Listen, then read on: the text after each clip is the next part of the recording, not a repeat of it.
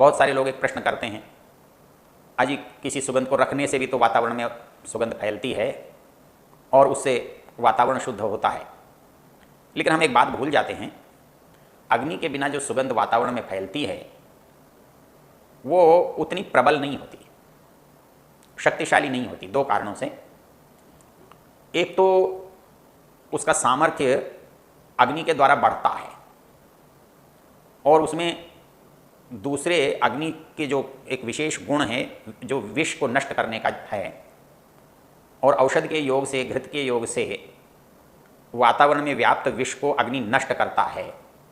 तो वस्तु को केवल रखने मात्र से वातावरण में व्याप्त जो दुर्गंध है, विष है, वो नष्ट तो नहीं होता, उसमें सुगंध सम्मिलित हो जाता है और सारा वातावरण सुगंध दुर्गंध का मेल बन जाता है।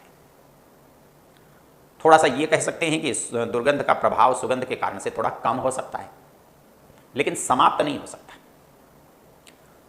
जब हम अग्नि में आहुति देते हैं और औषध द्रव्य डालते हैं तो उसके दो लाभ हमें एक साथ मिलते हैं। पहला लाभ ये होता है कि जब वस्तु को अग्नि में डालते हैं तो अग्नि उसको खंडित करता है और वस्तु के विखंडन से उसके अंदर का जो गुण है वो प्रचुर मात्रा में व्यापक होता है वातावरण में। उसका सामर्थ्य, उसकी शक्ति, उसकी मात्रा बढ़ जाती है और हल्का होने से वायु के साथ परिभ्रमण करता है, घूमता है, वातावरण में व्याप्त होता है। और दूसरे जो सबसे बड़ी बात होती है वो अग्नि के द्वारा जो दुर्गंध के परमाणु, अस्वास्थ्य करने वाले जीवाणु, वो नष्ट होते हैं।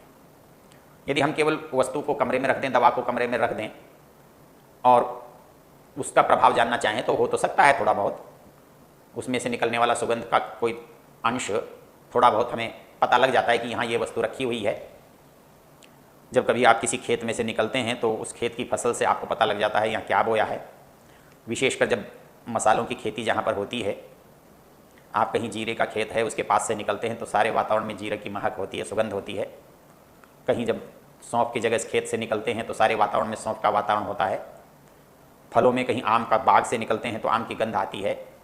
महुए के पास से निकलते हैं तो महुए की गंध आती है। तो वातावरण में वस्तु से गंध फैलती तो है, लेकिन अग्नि के संयोग से उस वस्तु का प्रभाव जो है वो अत्यंत बढ़ जाता है, हजारों गुना बढ़ जाता है। तो एक तो वस्तु का प्रभाव बढ़ता है और दूसरा जो विषाणु है, दुर्गंध है, उसका नाश होता है। वो अग्नि का सामर्थ्य है, घृत का सामर्थ्य है कि वो विष को नष्ट कर दे। तो इस दृष्टि से वो जो वस्तु स्थूल रूप में प्रभावकारी थोड़ी थी वो अग्नि के रूप में अधिक प्रभावकारी हो जाती है। इसलिए औषध द्रव्यों को अग्नि में डालने का विधान किया है।